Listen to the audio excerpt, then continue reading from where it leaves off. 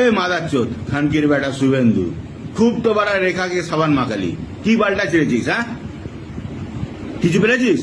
আরে ওই বুড়ো চোদা দিলীপটা তোদের বারা রকেটকে সাবান মাখাতে মাখাতে রকেটের ফুটোতে ঢুকে গিয়েছিল বারা। তো কি হয়েছে বারা? কি করতে পেরেছে? কিছু করতে পারেনি।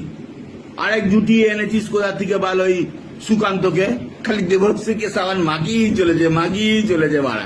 কি যে তোরা সাবান মাখাস, কি করিস বলতো বাড়া সাবান মাখিয়ে? হ্যাঁ, সাবান মাখাতে কি নুনকু খেলিস নাকি? হ্যাঁ লাউরা চুদির ভাই সালা, এইখানে এসে বাড়া ফুটানি জোড়াতে একটা বাল ছিটতে পারবি আমাদের? পারবি না, গাড়ির দম নেই। দম থাকলে যা সিজিও কমপ্লেক্সে দেখি তোদের কত দম আছে, কত বাল ছিটতে পারিস।